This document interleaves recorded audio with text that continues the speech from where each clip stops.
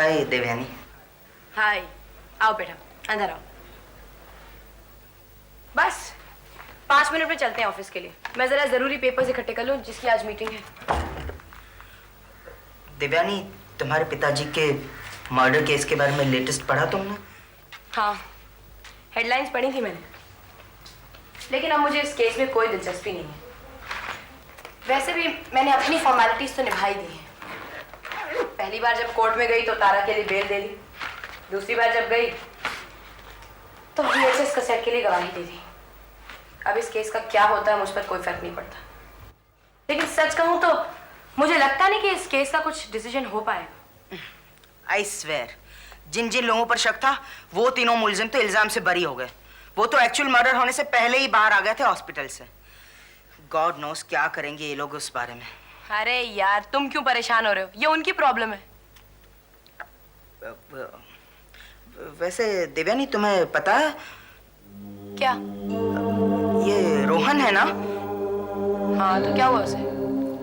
वो एक दिन ना, जब मैं खिड़की से अंदर घुसा अपने घर में, जब एग्जाम्स के टाइम मम्मी मुझे स्टडीज के लिए अंदर बंद कर लिया करती थी। हाँ, क्या हुआ? तो मैं जैसे ही अंदर गया तो मैंने रोहन को अपने बेड पर पड़े देखा। And he was totally drunk, नशे में धुत था वो। अच्छा?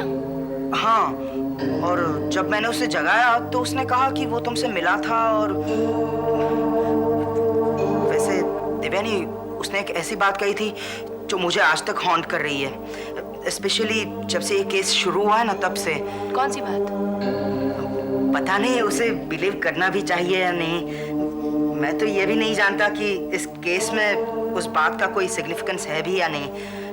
वो तो पिया हुआ था ना, he was totally drunk, तो वो खुद नहीं जानता था कि वो क्या बोल रहा था। अरे उसने कहा क्या?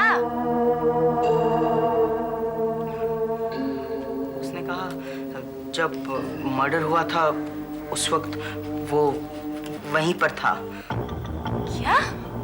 हाँ, बस इतना ही कहा उसने।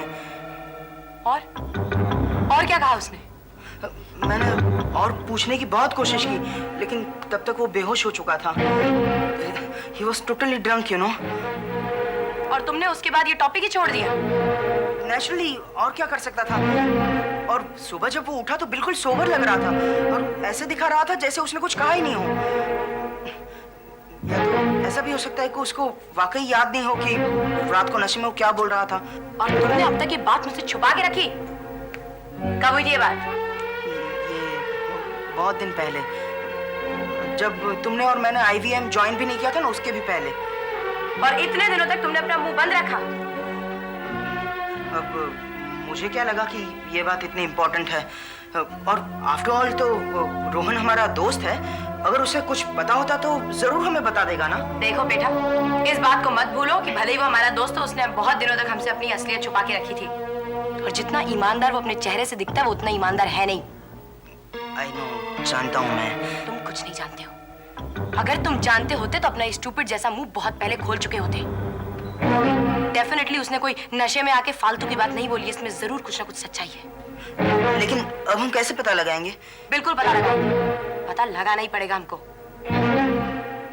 तुम एक काम करो बेटा, आज तुम मेरे साथ ऑफिस मत चलो, बल्कि बहाने से उसके घर पर जाओ और उससे कहो कि मैं उससे मिलना चाहती हूँ, मैं उसको बहुत मिस कर रही हूँ, उसकी याद आ रही है।